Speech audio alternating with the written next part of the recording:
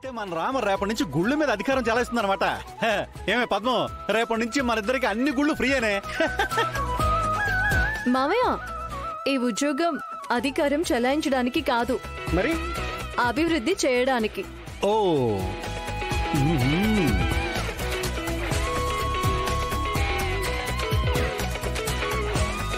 అభివృద్ధి పేరుతో ప్రభుత్వం నుంచి ఫండ్స్ తీసుకుని దానిలో సగం వెనకేసుకుంటే సరి.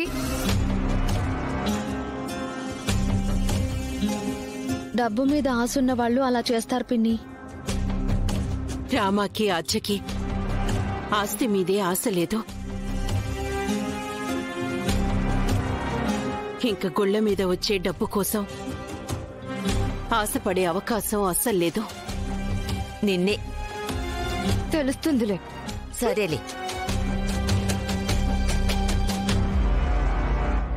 ఇంత మంచి అవకాశం నీకు వచ్చిందంటే నువ్వు చాలా అదృష్టవంతురాలు రామా. మంచి పనులు చేసి మంచి పేరు సంపాదించుకో. మంచి పేరా? బలేవుడు బామర్ది. మంచి పాలన అంటే ఏంటో అప్పుడు ఆ రాముడు చూపించాడు, ఇక నుంచి మన రామ చూపించబోతుంది.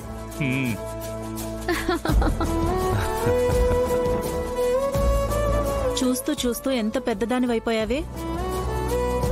మంచి పనులు చేసి నీకు మీ నాన్నకి మంచి పేరు తీసుకురావాలి. అలాగే అత్తయ్య. రామా, ఇప్పుడు నీ టైం మొదలైందే, మరింత జాగ్రత్తగా అడుగు ముందుకు వెయ్యాలి. అలాగే నానమ్మా. నిన్ను ఏ ఆటైతే ఆడొద్దని గీత గీశానో ఇప్పుడు ఆ ఆట వల్లే నీకింత పెద్ద ఉద్యోగం వచ్చింది. చాలా సంతోషంగా ఉందమ్మా.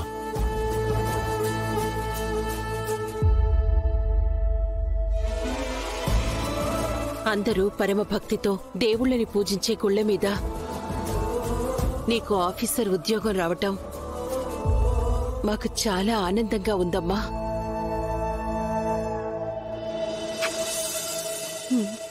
కంగ్రాచులేషన్స్ రామా.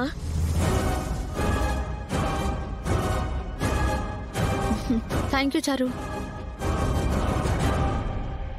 అమ్మా, నాన్న, ఈరోజు మొదటిసారి ఆఫీస్కి వెళ్తున్నాను. ఆఫీసర్గా నా కుర్చీలో కూర్చోబోతున్నాను.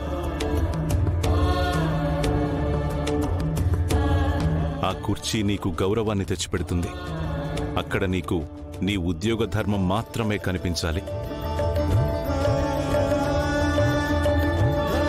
ధర్మం 4 పాదాల మీద నడిచే నేల మనది.